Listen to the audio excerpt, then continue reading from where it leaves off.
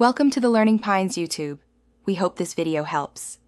In this video, I will explain how to fix Roblox high ping. First, let's tackle the basics.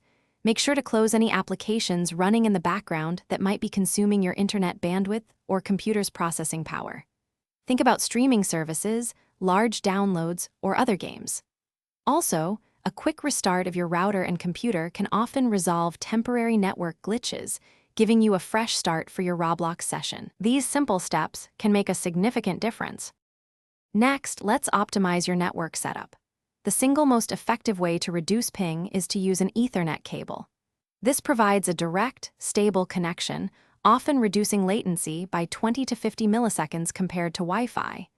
If wireless is your only option, ensure your router is centrally located, ideally within 10 feet of your device and free from physical obstructions. Also, check your internet speed. If it's consistently below 25 megabits per second, an upgrade might be necessary for a smoother experience. Now, let's dive into Roblox's in-game settings. Reducing your graphics quality can significantly lower the data your computer needs to process and send, directly impacting your ping. Look for options to set your graphics to a lower level, perhaps even manual settings. Additionally, disabling features like in-game chat or complex visual effects can free up valuable resources. Always try to join servers that are geographically closer to you, as this minimizes the physical distance data has to travel, leading to lower latency. Finally, for more advanced solutions, consider changing your DNS server.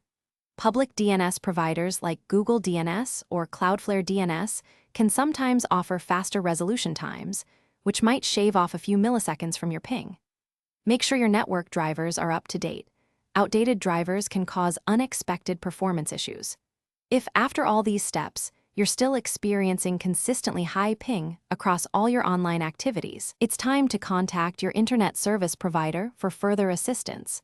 They can check for issues on their end. Thanks for watching. Consider subscribing if we helped you.